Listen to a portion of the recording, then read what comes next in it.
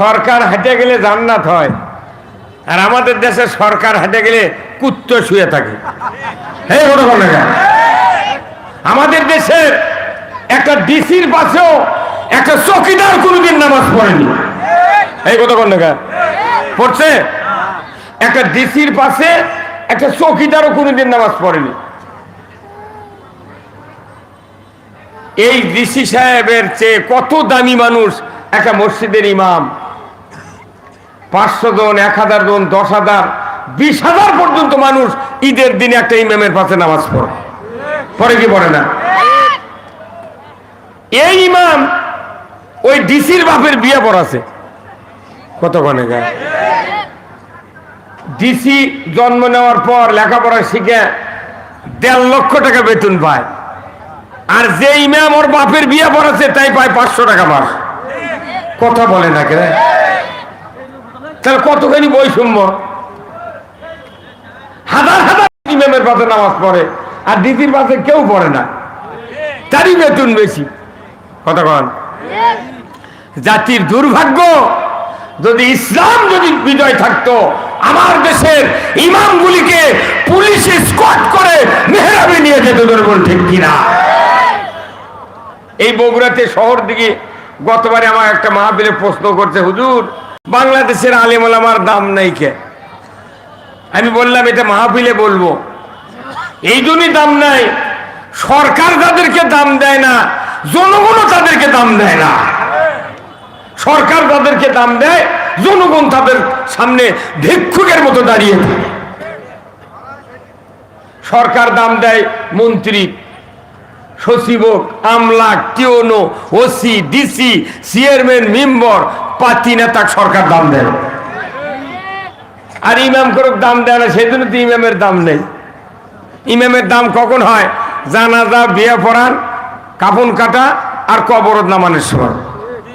এই ছাড়া চেয়ারম্যানের দাম নেই। সারা বাংলাদেশে আমরা যারা বসবাস করছি, শতকরা 87% লোক ইমানদার। কিন্তু এই ইমানদার আসলে কি আমরা ইমানদার? আমাদের পৃথিবীতে মখলুকাত কত হাজার বলেন তো? হ্যাঁ, 18,000। তার ভেতরে একটা মাত্র মখলুকাত আশরাফুল মখলুকাত। এই আশরাফুল মখলুকাত কারা? মানুষ কোনকে বলেন? আমরা মানুষ বলে আপনি একাই হলেন, আপনার বাড়ির যে লোকগুলো আছে ওরা কি? আশরাফুল মখলুকাত কারা? আমরা। একজন মানুষ নামাজ না পড়লেও ভদ্র, পড়লেও ভদ্র। এটা ভদ্র একটা ইন জেনারেল একটা জাতি, আশরাফুল মখলুকাত। কেন মখলুকাত আশরাফুল হলো, ভদ্র হলো? এই মখলুকাতের সৃষ্টি কৌশল, তার চাহনি, তার বিবেক, তার হাত পা, তার মেধা, তার সব কিছু দিয়ে আল্লাহ তাআলা পরীক্ষা নিরীক্ষা করে বুঝাতে যাচ্ছেন, হে বান্দা, যত মখলুকাত সৃষ্টি করেছি তার ভেতরে একটাই মাত্র মখলুকাত, সেটা তোমরা নাক আর কপাল দিয়া আমি রব, আমাকে তোমরা সেজদা করতে পারো। আর একটি গুণ, এই মখলুকাত ছাড়া বিবাহ করা, শাদী করার কোনো ব্যবস্থা কোনো মখলুকাতের ভেতরে আছে? কোনো কেউ বিয়ে পড়ার লাগে? কতক্ষণ? যে মখলুকাত আসল ভদ্র, সেই মখলুকাতের বিয়ের মোহরানা শতকরা 95% ইমানদারের মোহরানা বাকি। কতক্ষণ টাকা? কি একটা অকাম হয়ে গেল। আচ্ছা বলেন তো, বিবাহের ফরজ কয়টা? আঙ্গুল দেখেছেন কয়টা? আমরা ফরজই জানিচ্ছি না, তাহলে আদায় করব কি? 1 নম্বর ফরজ হলো মোহরানা পরিশোধ করতে হবে। 2 নম্বর হলো আপনাকে ইজাব কবুল করতে হবে। এই দুটো হলো ফরজ। কিন্তু বাংলাদেশের মানুষ খালি কবুল আলহামদুলিল্লাহ বলে রেডি, কিন্তু মোহরানা পরিশোধের চিন্তাই নেই। মোহরানা পরিশোধ করা ফরজ। বাংলাদেশের মহিলাগুলা যারা স্বামীকে স্বামী হিসাবে কবুল করে, কবুল আলহামদুলিল্লাহ বলে, তারা শিক্ষিত হোক অশিক্ষিত হোক, তারা তো নগদ বাকি ঠিকই বোঝে। হ্যাঁ, কথা বলেন? একটা সাধারণ মানুষ অশিক্ষিত হোক, নগদ বাকি বোঝে না? তাহলে ওই মেয়ের সামনে একটা উকিল যা বলিচ্ছে উমুকের পুত্র এত টাকা নগদ এত বাকি চাহিবা মাত্র দিতে বাধ্য থাকবে, এই অঙ্গীকারে তোমাকে শাদী করতে আসিয়াছে, তুমি তাকে স্বামিত্বে কবুল করো, কি ফোর্স করো। তাহলে ওই মেয়েটার যদি বিবেক থাকতো বলতো যে আমি বাকি কবুল করব না, তাহলে আর পালসার মিস, দুপুরে খাওয়াও মিস। কতক্ষণ এই বড় কুমিরা ছোট কুমিরা মিলে এই বগুড়া সদরে যদি 10টা মেয়ে যদি এইভাবে বাকি কবুল না বলে যদি বরকে ফেরত দিত, 11 নম্বর বর যে আসতো এই এলাকার, বাপকে বলতে আব্বা 1 শতক জায়গা বেচে আমার মোহরানার টাকা পকেটে দেয়, তাদের অপমান হওয়া যাবে না। এই কথা বলি না, ঠিক কিনা? এই দেশের পিতাগুলা, মেয়ের বাবাগুলা কি রকম বুদ্ধিমান। এই মেয়ের বাবা তো সুলতানগঞ্জের হাটে, মহাস্থানের হাটে একটা গরু বিক্রি করতে যায়, কুরবানির হাটে 1.5 লাখ টাকা দাম। একজন খরিদ্দার 1.5 লাখ টাকা দাম মিটে 50,000 টাকা দিয়ে বলিচ্ছে, চাচা যখন আপনার টাকার দরকার আমার বাড়ির থেকে নিয়ে আসবেন। ওই বাপ কি, ওই মেয়ের বাপ কি গরু বাকি দিবে, খাসি বাকি দিবে, ভেড়া? তুই গরু ভেড়া খাসি বাকি দিল না। আমার একটা মেয়ে চল 18 বছর পরে যৌবনের লাবণ্য ভরপূর্ণ হোক, কালো তাও হাত পাও বেলানের লাগান, এত সুন্দর একটা মেয়ে কলিজার টুকরা, তুমি কোন সাহসে এই বাটপারে হাতে বাকি দিলে? হ্যাঁ ভগবান, তুমি গরু বাকি দাও না, খাসি বাকি দাও না, তুমি কেন মানুষ বাকি দিলে? এই বাকি দিয়ে দিয়ে হুজুররা মিথ্যা কথা কয়, বিয়ে পরে পরে সারা বাংলাদেশ শেষ করে দিচ্ছে। আগামী দিন থেকে নগদ বিয়ে করার পার্টি কারা কারা, 2 হাত তুলে আল্লাহকে দেখা।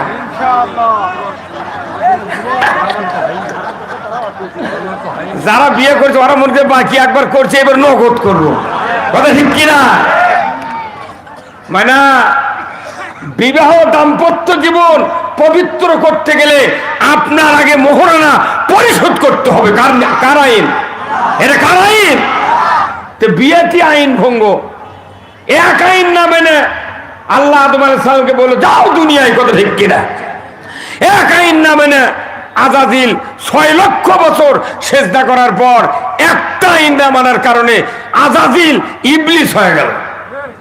আর আমাকে কি অবস্থা, হাজার হাজার আইন মানে তাও মুসলমান আছি, ক্যাসিও ঘড়ির মতো ব্যাটারি তুললি যেরকম ঘড়ি চলে, আমরা বাংলাদেশের মুসলমান মোহাম্মদ লেখলি মুসলমান। কথা বল না? এই জন্য আসুন আমরা ওই রসুলের কিছু আদর্শের কথা শুনবো। শুনতে রাজি আছেন? কারা কারা শুনবেন? 2 হাত তোলা আল্লাহকে দেখা। লিল্লাহে তাকবীর, নারায়ে তাকবীর। আল কোরআনের আলো, আল হাদিসের আলো, দুনিয়ার মুসলিম, বাংলার মুসলিম, বগুড়ার মুসলিম, ছোট কুমিরার মুসলিম, লিল্লাহে তাকবীর। ভাই দাঁড়ানো, ভাইরা একে ডাইনে আসেন, ভাই বসেন। আপনারা বসলে আরেকটু বক্তৃতা করে মজা পাবো। আসেন না যুবক ভাইরা, আসেন, হয়তো একটু বসলে আমি শান্তি পাবো। বসেন।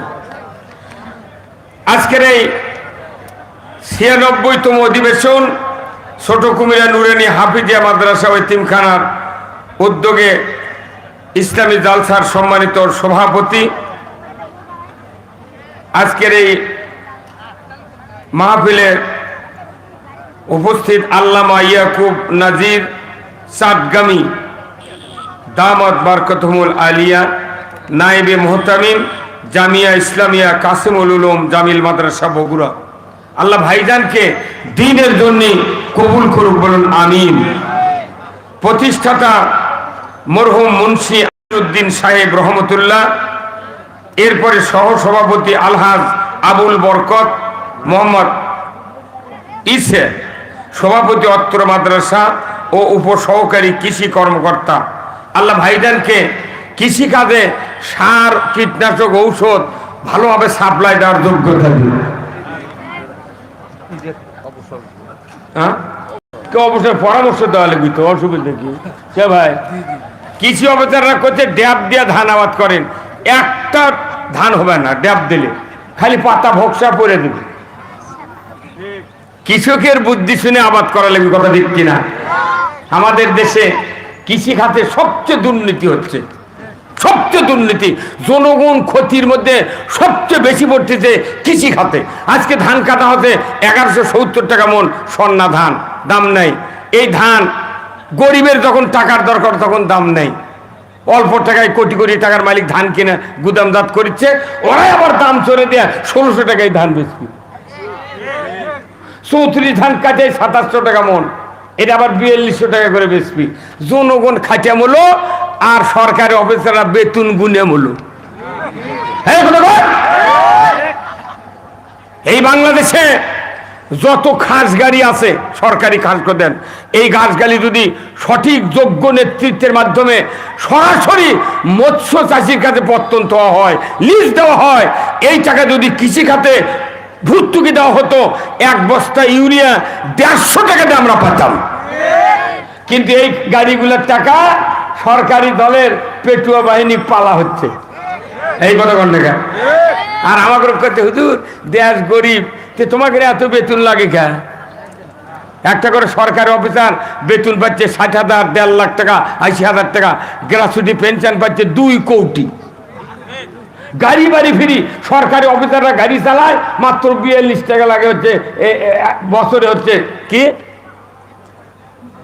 ট্যাক্স, ইনকাম ট্যাক্স লাগে 42 টাকা।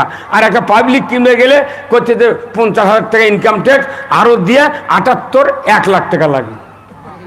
জনগণের টাকা বেশি, আর অফিসার করছে তোরা খালি ফ্রি শুয়ে থাকবি, কারণ তুর্কক দিয়ে কাম হবি, তুর্কক দিয়ে দিনের ভোর রাতের দেওয়া দেবি।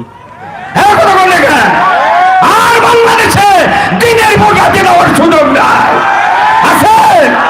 আগামী 12ই ফেব্রুয়ারি ভোট হবে, এই বাংলাদেশে সুষ্ঠু নির্বাচন হোক। কারা কারা চান দু হাত তুলে আল্লাহকে টাকা লিল্লাহে তাকবীর, নারায়ে তাকবীর। আমার কাছে সারা বাংলাদেশ থেকে অনেক যুবক ফোন করে, হুজুর 16 বছর হলে ভোটার হয়ে আছি, ভোট দেবার পারিনি, আপনি দোয়া করবেন, আমরা ভোটের তারিখ হলেই বিয়ের ডেট করব। ভোট দিয়ে দেয় সন্ধ্যায় বিয়ে হবি। আমি বললাম না, সন্ধ্যায় করা হবে না, ভোট গোনার পর বিয়ে করবো, কথা ঠিক কিনা? তোমরা ভোট দিয়ে বিয়ে করবে, এদিকে রেজাল্ট উল্টাপাল্টা করবি। হ্যাঁ বল, কোন রেজাল্ট উল্টাপাল্টা করতে দেওয়া হবে না। সুষ্ঠু নির্বাচন বাংলাদেশে হওয়ার জন্য যা দরকার সরকারকে তা করতে হবে।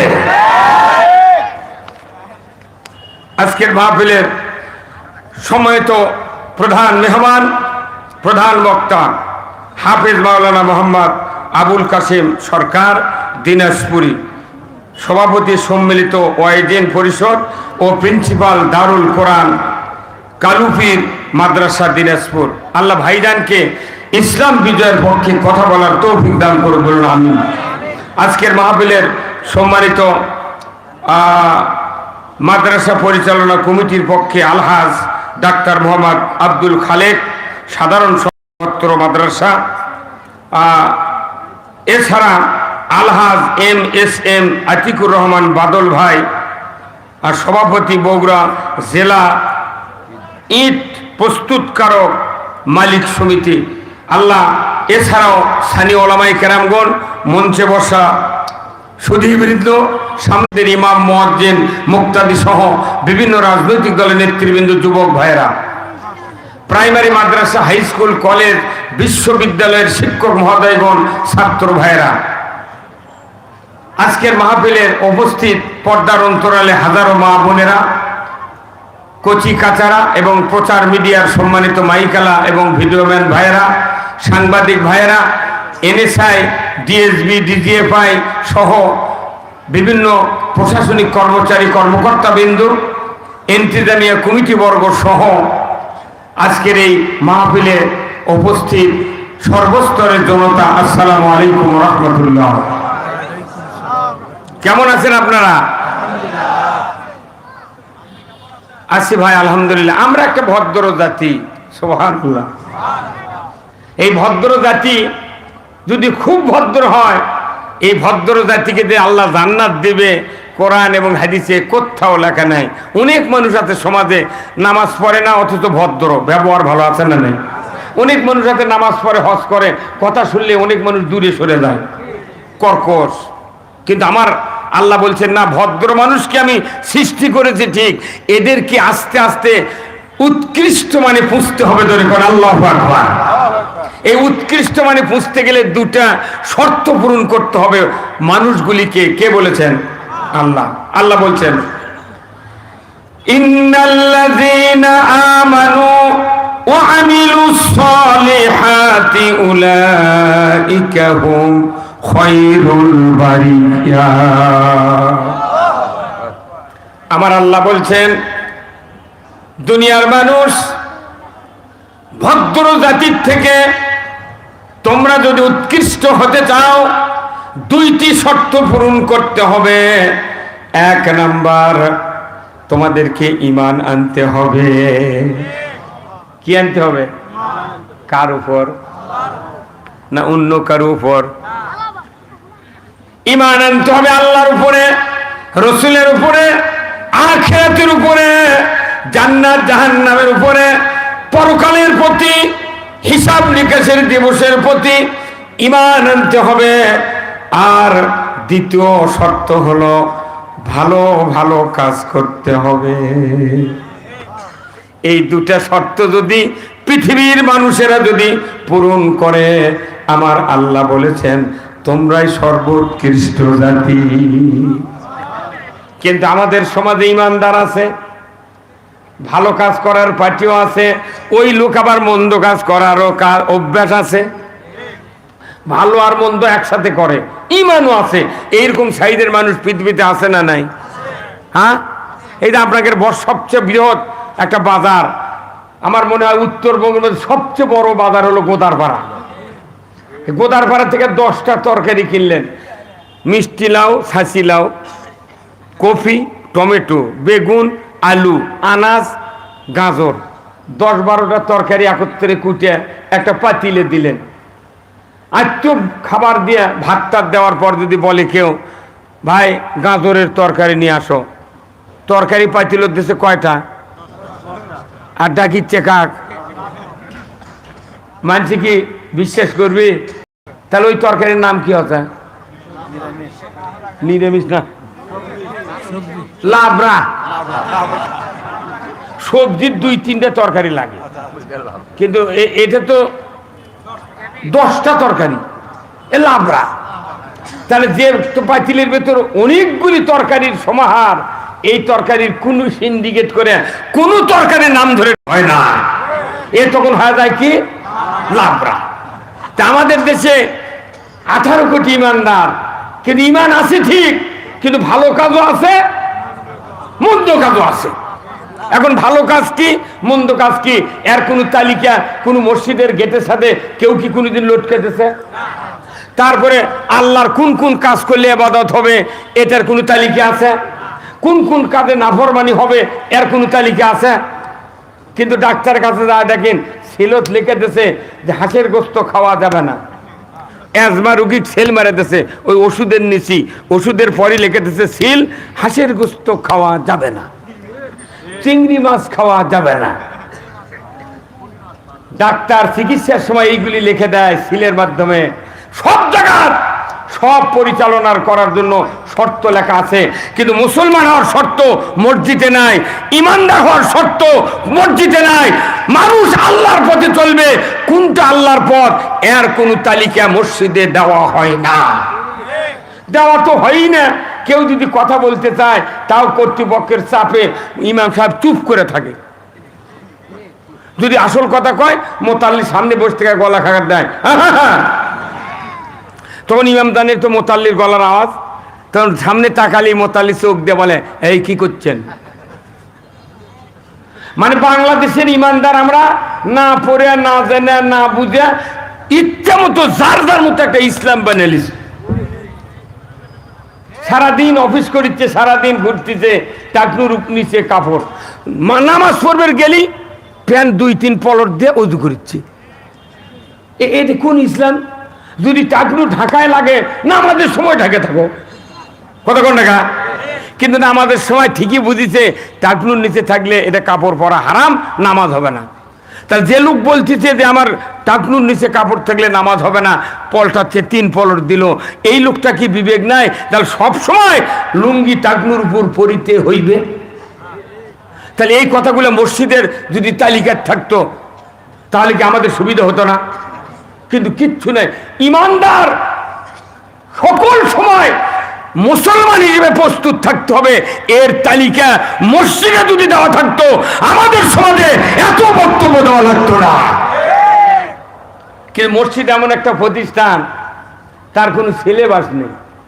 এক এক মসজিদের ইমাম এক এক সিলেবাসে বক্তৃতা করছে ইচ্ছা মতো। কথা কন নাকি ভাই? তাহলে ইচ্ছা মতো সিলেবাস মানলে কি মুসলমান হওয়া যাবে? সিলেবাস কোরআনে কে দিয়েছেন? এবার একটা কোরআন শরীফ দেন না, এখানে মাদ্রাসা একটা কোরআন শরীফ দেন। আমার ভাইয়েরা, 2টি শর্ত পূরণ করলে উৎকৃষ্ট মানে উন্নতি হওয়া যাবে। এরপরে আমার আল্লাহ বলছেন, বান্দা তুমি যদি ঈমান আনতে চাও তোমাকে আর একটি শর্ত পূরণ করতে হবে। দুনিয়ার কোন মানুষ সেই শর্ত যদি পূরণ করতে ব্যর্থ হয়ে যায়, জিবরাইল যদি তার জানাজার ইমামতি করে, ওই ব্যক্তি জান্নাতে যেতে পারবে না। এত বড় মারাত্মক শর্ত। এই শর্ত যদি কেউ পালন না করে সমাজে শান্তি হবে না। এই শর্ত যদি কেউ পালন না করে তাহলে কবরের ভেতরে উত্তর দিতে পারবে না। এত দামি শর্ত, অথচ এই শর্ত প্রত্যেকটা মানুষ আমরা অনীহা করে মানতে পারছি না। আল্লাহ কোরআনে বলছেন, তোমরা যদি ঈমান আনতে চাও, ঈমান আনার আগে একটা শর্ত পূরণ করতে হবে। আমার আল্লাহ কোরআনে বলছেন, ফামাইয়াকফুর বিত্তাগুত ওয়া ইউমিন বিল্লাহ। এত বড় কঠিন শর্ত। আল্লাহ তাআলা বলছেন, তাগুতকে অস্বীকার করো, তারপরে ঈমান আনয়ন করে। আল্লাহু আকবার। তাগুতকে অস্বীকার করা ফরজ। কার কথা? তাগুত কি? তাগুত হলো ফেরাউনের রাষ্ট্র শক্তিকে তাগুত বলা হতো, নমরুদের রাষ্ট্র শক্তিকে তাগুত বলা হতো, আবু জাহেলের রাষ্ট্র শক্তিকে তাগুত বলা হতো, ব্রিটিশের রাষ্ট্র শক্তি তাগুত, পাকিস্তানের রাষ্ট্র শক্তি তাগুত।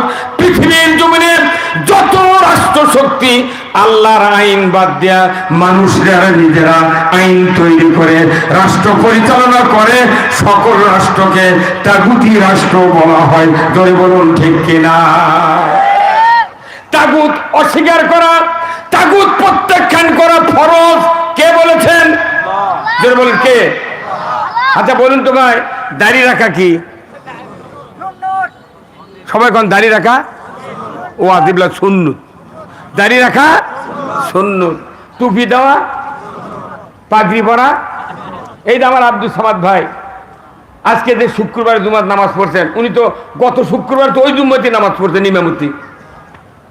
বাংলাদেশে 5,12,000 মসজিদের ইমামে গত শুক্রবারে যারা ইমামতি করছেন, উনি যদি বাঁচা থাকেন আজকেও উনি ইমামতি করছেন।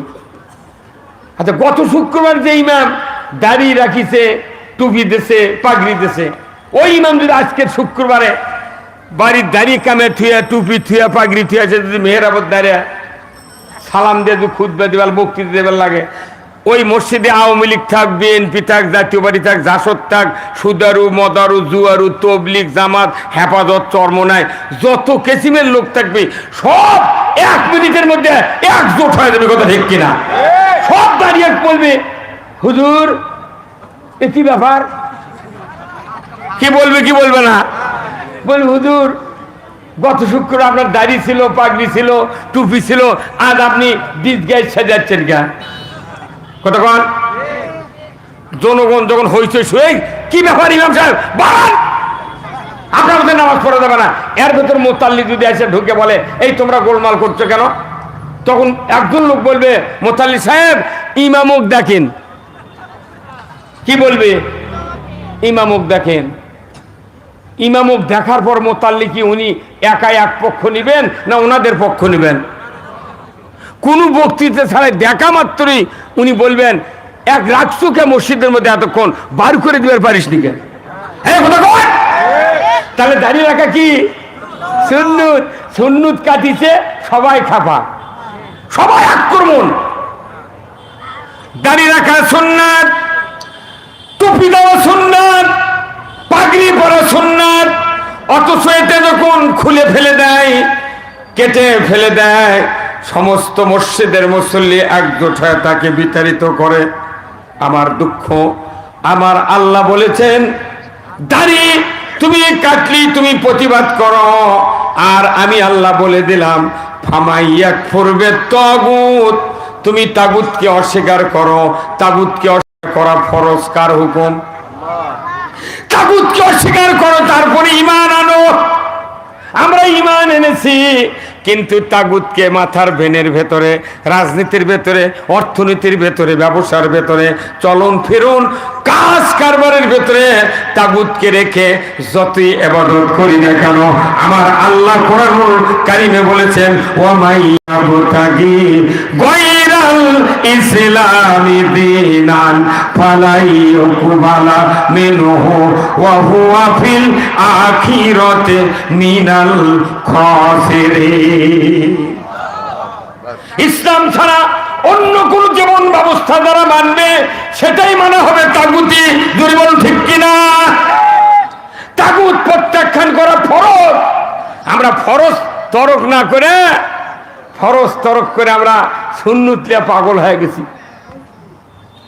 হজ করতেছি, উমরা করতেছি, কিন্তু তাগুত কলজার থেকে বাদ দিতে।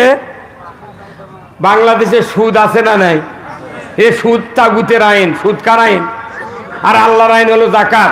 তাগুতের আইন সুদ, আর আল্লাহর আইন জাকাত। বাংলাদেশে কি জাকাত আছে ভাই? তাহলে আপনি কি দিয়ে বাঁচবেন? কি দিয়ে বাঁচবেন আপনি? আল্লাহর আইন ছাড়া বাংলাদেশের মানুষের বাঁচার কোনো উপায় নাই। এই বাংলাদেশে আল্লাহর আইন কায়েম হোক। কারা কারা চান দুহাত তুলে আল্লাহকে দেখান। লিল্লাহে তাকবীর, নারায়ে তাকবীর। আল্লাহর আইন কায়েম করতে কে কে চান? কয় হাত তুলতে বললাম? আপনি দুই হাত তুললেন কি? আমাকে বলেছি যে দুই হাত তোলেন। কয় হাত তোলা লাগবে? তে তুললেন না কা? কারণ এই দুটো হাতে, এক হাতের সাথে আর এক হাতের সম্পর্ক আছে। আপনি পৃথিবীতে যত কাজ করবেন এক হাত দেওয়া সম্ভব নয়। আপনি ভাত খাবেন তাও দুই হাত লাগবে। এক হাত দিয়ে ভাত মাখাবেন, আর এক হাত দিয়ে প্লেট ধরবেন, এক হাত দিয়ে পানি ঢালবেন, আর এক হাত দিয়ে ভাত খাবেন। কোদাল ধরবেন দুই হাত। কতক্ষণ লেগে? বাসের ড্রাইভার স্টিয়ারিং ধরে কয় হাত দেয়? দুই হাত দেয়। আপনি ঘুষ খান কয় হাত দেয়? এক হাত দিয়ে কলমত লেখে, আর এক হাত দিয়ে ঘুষ খায়। এই কতক্ষণ লেগে? প্রত্যেকটা কাজ আপনাকে চুরি করতে দুই হাত লাগবে। প্রত্যেকটা কাজ হলো দুই হাত দেয়া। এই দিন মানুষের হাত তুলতে বললে দুই হাত নাই এক হাত তুলবেন বলা লাগে না, ইচ্ছা করে দুই হাত তোলে। কারণ কি? হাতের দাম আছে। এই পৃথিবীতে যার হাত ভালো পৃথিবী ভালো, হাত খারাপ পৃথিবী খারাপ। আল্লাহ কোরআনে বলছেন জাহারাল ফাসাদু ফিল বাররি ওয়াল বাহর বিমা কাসাবাত আইদিন নাস। জলে স্থলে যা কিছু ঘটে বান্দা, তোমাদের দুই হাতে করা কাজের ফল। যদি বান্দা তোমার হাত দুটা ভালো করো, দুনিয়া ভালো হবে। হাত যদি দুটা খারাপ করো, দুনিয়াতে বক্তৃতা যতই দাও না কেন দুনিয়া ভালো হবে না। তাহলে দুনিয়া ভালোর মধ্যে সবচেয়ে মূলধন হচ্ছে দুটা হাত। কয়টা হাত?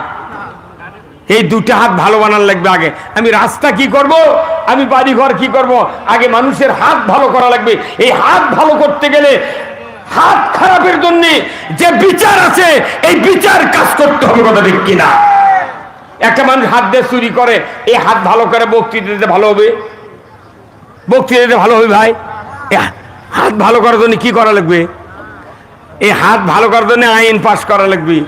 এই যত মানুষ হজ করছেন, উমরা করছেন, সৌদি আরবত গেছেন, কোনো হাত কাটার লোক দেখেছেন সৌদি আরবত? কেউ দেখেছেন যে এই লোকটা চুরি করছে? কেউ দেখেনি। কারণ হাত কাটার আইন কায়েম করতে সৌদি আরবত। ওই হাত কাটার ভয়ে একটা লোক চুরি করে না। আর আমার দেশে হাত কাটার আইনের কথা কইলে মানুষ কইছে এরা হাত কাটা মানুষ পঙ্গু বানাবি।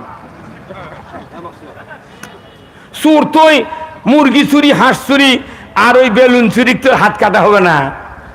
হাত কাটা লাগবে 5টা গ্যারান্টির পর, খাদ্য, বস্ত্র, চিকিৎসা, শিক্ষা, বাসস্থান, এই 5টা গ্যারান্টির পর যদি কেউ চুরি করে তার হাত কাটা হবে।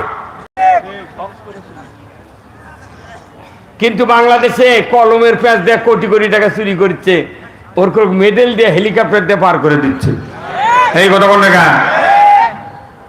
এই বাংলাদেশ ভালো করতে আগে হাত ভালো করা লাগবে, হাত পবিত্র করার আইন পাশ করা লাগবে। কোরআনে আল্লাহ বলছেন ওয়াসারিকু ওয়াসারিকাতু ফাক্তাউ আইদিয়াহুমা, চোর আর চুন্নি যদি ধরা পড়ে 5টা গ্যারান্টির পর যদি কেউ চুরি করে নৈতিক চরিত্রের কারণে, আমার আল্লাহ বলেছেন একটা চোরের বা নারী কিংবা মহিলার যদি হাত কেটে দেওয়া হতো, ডিসেল লাইনে দেখানো হতো, বিটিভি, এনটিভি, এসিটিভি, 21, 24, 71, 75 যুগান্তর চ্যানেলে যদি একটা চোরের হাত কাটার দৃশ্য দেখানো হতো, আল্লাহর ইজ্জতের কসম, হুন্ডা চুরি, গরু চুরি, পুকুরের মাছ চুরি তো দূরের কথা, মসজিদে এক জোড়া জুতাও চুরি হতো না।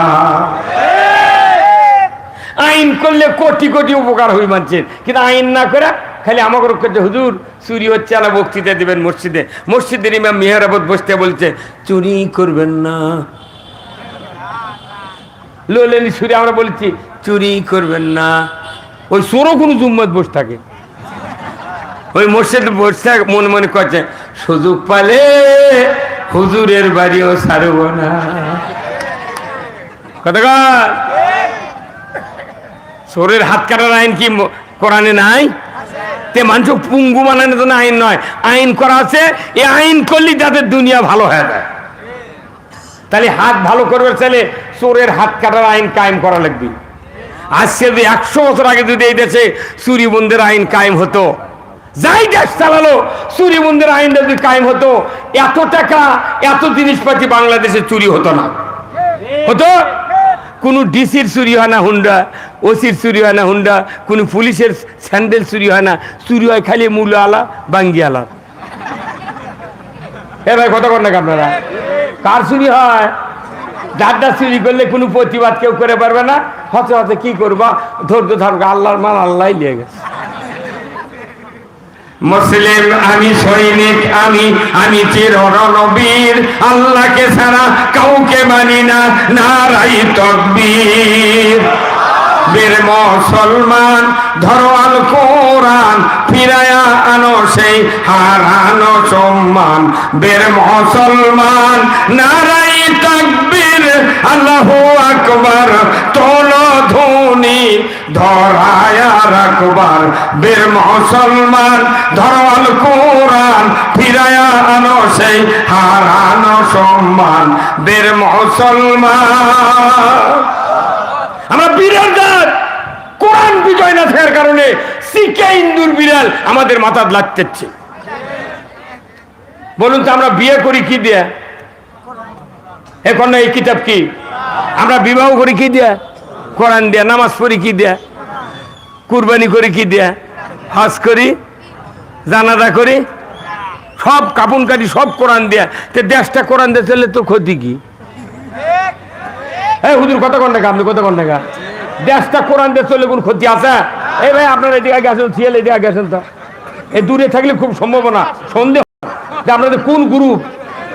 হ্যাঁ কথা বলে বাংলাদেশের সাধারণ মানুষ সব আলিমদের আগে জান্নাতে যাবে ইনশাআল্লাহ। দীর্ঘদিন আমরা চেষ্টা করার পর সারা বাংলাদেশে ইসলামী দলগুলো এক হয়েছে। আল্লাহু আকবার। প্রত্যেকটা আলিম ওলামা, ইমাম, যতগুলি ইসলামপন্থী লোক আছে তাদের দিকে সাধারণ মানুষ তাকিয়ে আছে। যদি তারা ডাক দেয় একবার, টেকনাফ থেকে তিতুলিয়া, পঞ্চগড় থেকে পাথুরিয়া ঝড় উঠে যাবে এদেশের মাটিতে। কোরআন যদি বিজয় হয়, কোনো রাজনৈতিক দলের ক্ষতি হবে না, কারোর কোনো ক্ষতি হবে না, দুনিয়ায় নিরাপত্তা বজায় রাখবে। যদি বলতে কেনা এই কোরআন এসেছে মানুষগুলিকে মুক্তি দেওয়ার জন্য আখেরাতে, আর দুনিয়ায় শান্তি দেওয়ার জন্য। আজকে বাংলাদেশে জানা হচ্ছে কি হচ্ছে না? এতই জানা হচ্ছে, বুঝছেন? এখানে সবার মার্কেটে যা দেখেন, এক শ্রেণীর যুবক যুবতী ঘুরতেছে, খালি পাঁপড় খাচ্ছে। কি লাভ? কি লাভ? 1 মাস রমজানের রোজা হয়, টাউনত বাজার করার মহিলা নিউ মার্কেট দেখলে মনে হয় কচুর সাথে গলা দিয়ে মারা যায়। রোজা করা ফরজ, পর্দা করাও ফরজ। 1 মাস রোজা করে 15 দিন থেকে একবারে মার্কেটে, এই যে মার্কেট করতেছে হাজার হাজার মহিলা, মার্কেটের ধোকার বুদ্ধি নেই। তাহলে এগুলো নামাজও হচ্ছে, মসজিদের ইমামতিও করছে, কিন্তু ইমামরা কোনোদিন এগুলো কথা করছে না।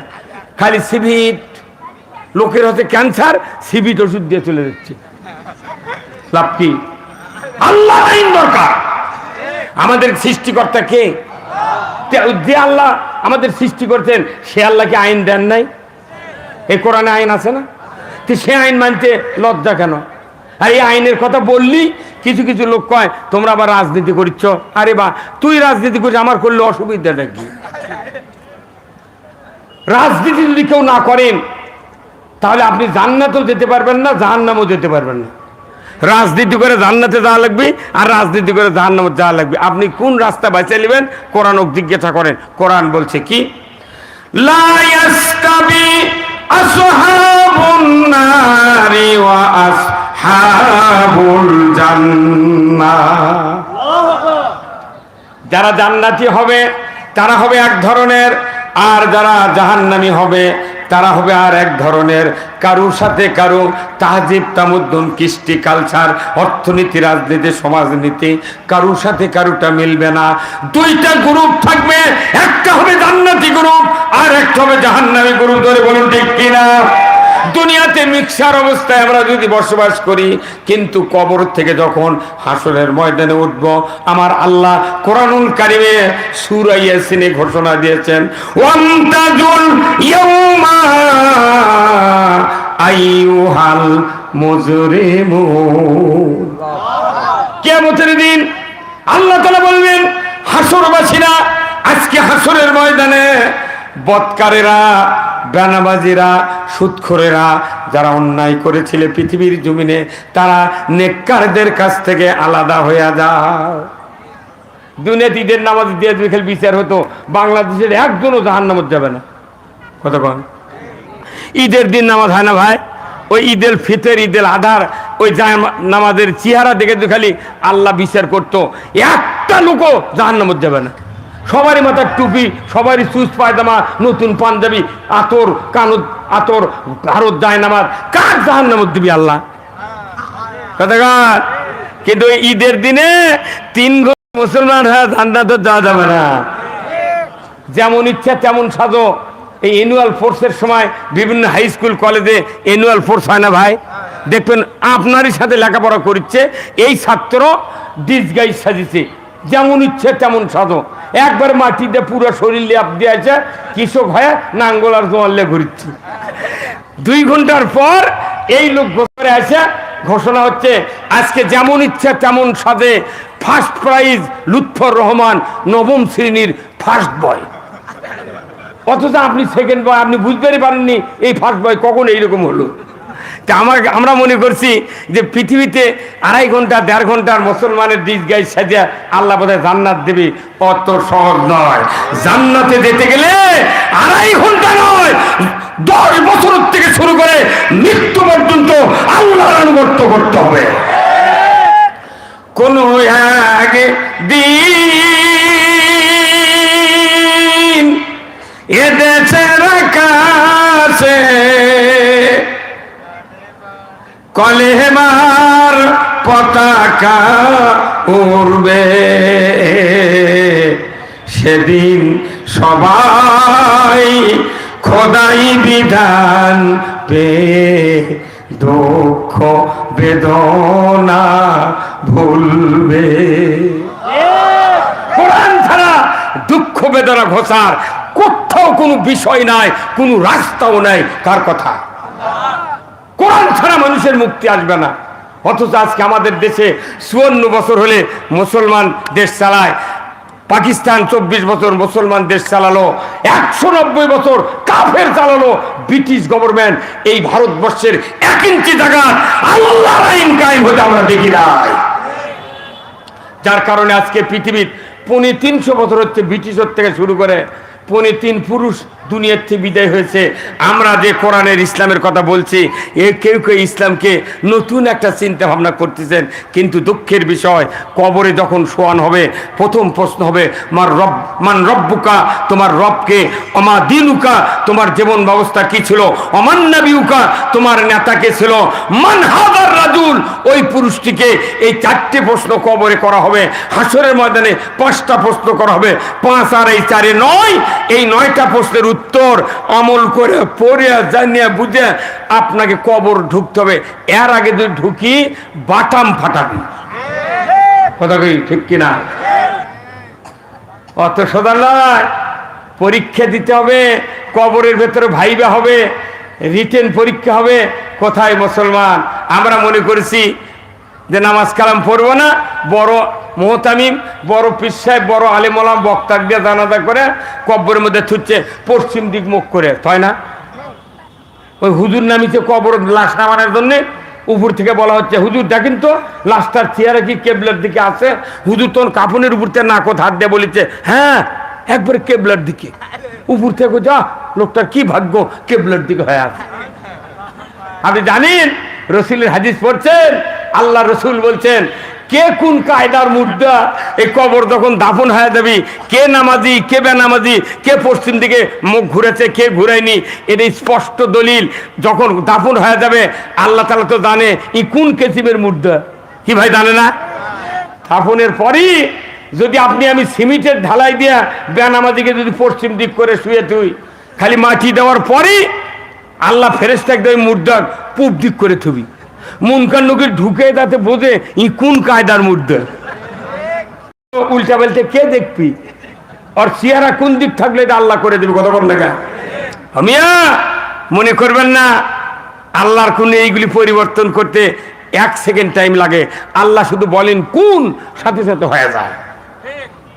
আমার ভাইরা, আমি বলতেছিলাম মানুষগুলি যদি তাগুতকে প্রত্যাখ্যান করা ফরজ মনে করতাম, আমার দেশে 100 বছর আগে ইসলাম বিজয় হয়ে যেত। আজকে যারা খুতবাতে নামাজ পড়লেন, মসজিদে যারা নামাজ আদায় করলেন, সানি খুতবা প্রতিদিন প্রতি শুক্রবারে পড়া হয় একটা হাদিস। ওই হাদিসটা বছরে 52 বার পড়া হয়। বাংলাদেশে 54 বছরে 2 কোটি 8 লক্ষ বার এই হাদিস পড়া হয়েছে। সূরা নহলের 90 নম্বর আয়াত পড়া হয়েছে, ইন্নাল্লাহা ইয়ামুরু বিল আদলি ওয়াল ইহসান ওয়া ইতাইযিল কুরবা ওয়া ইয়ানহা আনিল ফাহশাই ওয়াল মুনকারি ওয়াল বাগই ইয়াইযুকুম লাআল্লাকুম তাযাক্কারুন। এই আয়াতটা প্রতি মসজিদে জুমার দিনে সানি খুতবাতে তেলাওয়াত করা হয়। নিশ্চয় আল্লাহ বলেছেন, আমি আল্লাহ আদেশ করতেছি, আমার পক্ষ থেকে হুকুম দিচ্ছি, তোমরা জমিনে ন্যায় বিচার কায়েম করো, ইনসাফ ভিত্তিক সমাজ কায়েম করো, তোমরা আত্মীয় স্বজনের সাথে সদ্ব্যবহার করো, হারাম ফাহিশা অশ্লীলতা গর্হিত কার্যকলাপ থেকে দূরে থাকো। এটা হলো সবচেয়ে উত্তম জিকির। এই বক্তৃতা প্রতি শুক্রবারে ইমামরা দেয়, কিন্তু দেখা যায় ওই মহল্লার বাপ বেটা মিল নাই। বড় ভাই হয় বোনক সম্পত্তি দেয় না। বাপ মারা গেছে 3 বিঘা জমি পাবে, কন্যা ভাই বলছে ভাই আব্বা মারা গেছে 4 বিঘা জমি পাবো, তুমি আমাকে 1.5 বিঘা দাও। বলে না, তোমাকে দেবো 15 কাঠা। কারণ কি? বলে না দেরি আছে এখন দেওয়া। কয় না, আমি 15 কাঠা নেব না। তখন বড় ভাই রাগ করে কয়, বোন রে বেশি যদি জোরাজুরি করো দাগে দাগে দেব। বাপের সম্পত্তি তুই পাবি 8 বিঘা, আর বুনক 4 বিঘা দিতি ওর মাথা ঘরে। ই আবার বুনক ফাঁকি দিয়ে হজরে আসদের চুমো দিয়েছে, গ্রামত করছে 100 বার চুমো দিছি। তখন আল্লাহ কয়, জিবরাইল এর মাথা ঠিক নাই রে, আমান বান্দার হক নষ্ট করে ই 100 বার চুমো দিচ্ছে পাথরত, তাহলে তো পাথর চুমো দেওয়ার লাভ কি? ওই গিলা খেলেও কোনো লাভ হবে না। কথা বলেন। তাহলে এই হকগুলো আত্মীয় স্বজনের সাথে সদ্ব্যবহারের কথা কোরআন শরীফের আয়াত প্রতি শুক্রবারে পড়া হচ্ছে। তারপরে কি আমাদের মধ্যে মিল মহব্বত আছে? আছে নাই? তাহলে আমার আল্লাহর নবীর হাদিস, আল্লাহর রাসূল বলেছেন, ওয়া সুলতানু জিল্লুল্লাহি ফিল আরদি মান আহানা সুলতানাল্লাহি ফিল আরদি আনাহুল্লাহ। আমার নবী বলেছেন ন্যায়পরায়ণ শাসক আল্লাহর ছায়া সদৃশ্য, যে বা যাহারা ন্যায়পরায়ণ শাসক কায়েমের বিরোধিতা করবে কিংবা ন্যায়পরায়ণ শাসককে অপমান করবে, আমার নবী বলেছেন সে যেন স্বয়ং আল্লাহর বিরোধিতা করলো। যদি বলুন ঠিক কিনা? ন্যায়পরায়ণ শাসক কোরআনের আইন ছাড়া কায়েম করা সম্ভব নয়। শাসক ছাড়া বাংলাদেশে সুদ হারাম হবে না, শাসক ছাড়া জেনা বন্ধ হবে না, শাসক ছাড়া ঘুষ বন্ধ হবে না, শাসক ছাড়া নামাজও কায়েম হবে না। বাংলাদেশে যদি নামাজ কায়েম করতে যান, নামাজ কায়েমের সরকার ছাড়া জিন্দিগিতে নামাজও কায়েম হবে না। আমার আল্লাহ কোরআনুল কারিমে সূরা আল হজের 41 নম্বর আয়াতে বলেছেন আল্লাযীনা ইম্মাক্কান্নাহুম ফিল আরদ আকামুস সালাতা ওয়া আতাউয যাকাতা ওয়া আমারু বিল মারুফ ওয়া নাহু আনিল মুনকার ওয়া লিল্লাহি আকিবাতুল উমুর। জোরে কন্না। আমার আল্লাহ বলেছেন ও মুসলমান, যদি তুমি কোনো ভূখণ্ডের প্রধানমন্ত্রী হও, সরকার হও, প্রেসিডেন্ট হও, ক্ষমতায় যাও, তুমি 4টা দফা চালু করবে। আমি আল্লাহ বলে দিচ্ছি, 1 নম্বর হলো নামাজ কায়েম করবে, 2 নম্বর যাকাত আদায় করবে, 3 নম্বর ন্যায়ের আদেশ করবে, 4 নম্বর অন্যায় বারণ করবে। আল্লাহ বলেছেন ওয়ালিল্লাহি আকিবাতুল, আমার পক্ষ থেকে বড় ধরনের একটা আদেশ সরকারের প্রতি দিয়ে দিলাম। সরকার মন্ত্রীদের উপর কয়নি তোরা নামাজ কায়েম কর, ইমামও বলেনি নামাজ কায়েম কর। সরকার, আল্লাহ নিজে সরকারকে বলেছেন তোমার দায়িত্ব বাংলাদেশে নামাজ কায়েম করা। হ্যাঁ জোর বল ঠিক কিনা? কিন্তু মুন্সিরা নামাজের কথা কয়া দেখেছে, ওই মুন্সির বেটায় বেনামাজি, ইমামের বেটায় বেনামাজি, মুয়াজ্জিনের বেটায় বেনামাজি, হাজির বেটা ও দুই জানে না। আমরা বক্তৃতা দিয়ে নামাজ হবে না, নামাজ কায়েম করবে সরকার। এই দায়িত্ব আল্লাহ সরকারকে দিয়েছেন। আল্লাহু আকবার। আমাদের দেশে কোনোদিন সংসদে কি বিল হচ্ছে এই আজ থেকে নামাজ কায়েম করা হলো? কেউ বলেছে ভাই? কোনোদিন শুনেছেন? কিচ্ছু শোনেননি। তা আমরা চিল্লে মরে যা, কিচ্ছু হচ্ছে না সমাজত। যত যত ভালো ভালো কাজ আসতে হবে সংসদ থেকে, যত মন্দ মন্দ কাজ তারাবের চান আসতে হবে সংসদ থেকে। ওটাই হলো আসল জায়গা। ওই জায়গা আসল কাম না করে আমাকে পাগলের লাগান খাটিয়ে নিচ্ছে। কথা কয় না বারে? এখন এই কথা বলে কেউ কেউ মন খারাপ করে কবেন যে না এটা রাজনীতি হলো না। কোরআনে রাজনীতি করেছেন হযরত মূসা আলাইহিস সালাম, ফেরাউনের সাথে রাজনীতি করেছেন, কথা ঠিক কিনা? নমরুদ রাজনীতি করেছেন, তার সাথে হযরত ইব্রাহিম আলাইহিস সালাম। আবু জাহেল রাজনীতি করেছেন, রাজনীতি তার সাথে করেছেন মুহাম্মদুর রাসূলুল্লাহ সাল্লাল্লাহু আলাইহি সাল্লাম। সব রাজনীতি করছে নবীরা। কিন্তু আজকে আমরা এই মুসলমান হয়ে আল্লাহর আইনের পক্ষে কথা বললি আমরা মন খারাপ করি না। আমার আল্লাহ কোরআনে বলছেন আন আকিমুদ্দিন ওয়ালা তাতাফাররাকু ফীহি, তোমরা দিন কায়েম করো, এ ব্যাপারে মতপার্থক্য করিও না। সব কাজের ব্যাপারে মতপার্থক্য চলবে, দাড়ির ব্যাপারে, টুপির ব্যাপারে, জুব্বার ব্যাপারে, কুরবানির ব্যাপারে, ঈমান আকীদার ব্যাপারে হাজারো মতপার্থক্য থাকতে পারে, কিন্তু ইসলাম বিজয়ের ব্যাপারে কোনো মতপার্থক্য করা যাবে না। কার নির্দেশ? কার নির্দেশ? আচ্ছা বলেন তো ওযুর কয় ফরজ? আপনার জমজমের 1 বদনা পানি দিলাম, 3 ফরজ আদায় করলেন, পাও ধুলেন না। একে রিয়াজুল জান্নাতের ভেতর নামাজত দাঁড়ালে নামাজ হবে? কি করেননি? 1 ফরজ আদায় করেননি। তা আমাদের জীবনটা হচ্ছে ওই রকম, হাজারো ইবাদত করেছি কিন্তু আসল ফরজ আমরা মানি না। আসল ফরজ হলো ইসলাম বিজয় করা। আসল ফরজ কি? ইসলাম মানে জীবন ব্যবস্থা, কোড অফ লাইফ, মানবতার জন্য ব্যক্তি, পরিবার, সমাজ, রাষ্ট্র, অফিস, আদালত, কোর্ট কাছারি, অর্থনীতি, সমাজনীতি, রাজনীতি, জীবনের সকল ক্ষেত্রে যত নিয়ম আছে তার নাম হলো ইসলাম। আর এই ইসলাম বিজয়ের যদি কাজ করেন আল্লাহ তাআলা বলছেন তখনকে তোমরা মুসলমান। তাছাড়া MBBS পড়েনি, মিশে টেলিস্কোপ গলাত করিলে ঘুরিচ্ছে আর বলিচ্ছে আমার চেম্বারে আপনারা যাবেন, রুগী টাইম মতো দেখবো। লোকেরা বলবি তুমি কতদিন MBBS পাস করছো? কতক্ষণ টাকা? আমরা ইসলাম না মেনেই মুসলমান। আসুন না, আজকে মুসলমান কারিগর তৈরি হচ্ছে এই মাদ্রাসায়, কথা ঠিক কিনা? এই মাদ্রাসায় যে ছাত্র তৈরি হচ্ছে, এই মাদ্রাসার ছাত্রগুলি আল্লাহ রাসূল বলছেন যে এখান থেকে যে হাফেজ তৈরি হয়, এই হাফেজ যদি হালাল হালাল জানে, হারামকে হারাম জানে, আমার রাসূল বলছেন ওই কিয়ামতের দিন 10 জন মানুষ জাহান্নামের টিকিট পেয়েছে। আল্লাহ তাআলা হুকুম দিবেন, হে হাফেজ, তোমার ওই মাদ্রাসার থেকে তুমি যে হাফেজ হয়েছিলে, তুমি সারা জীবন হককে হক জেনেছিলে, হারামকে হারাম জেনেছিলে, তোমাকে আমি নির্দেশ দিয়ে দিলাম, তোমার বংশ থেকে, মাদ্রাসার কমিটির থেকে, তোমার অভিভাবক থেকে, আত্মীয় থেকে 10টা মানুষকে জাহান্নাম থেকে বাঁচিয়ে তুমি জান্নাতে নিয়ে যাও। এই জান্নাতে যেতে গেলে এই হাফিজদেরকে আল্লাহ তাআলা অনুমতি দিবেন, সেই মাদ্রাসা। আসুন না, আমি আপনাদেরকে অনুরোধ করব, এই মাদ্রাসা কিয়ামত পর্যন্ত, মানে কি 96 বছর, মানে কি 4 কুম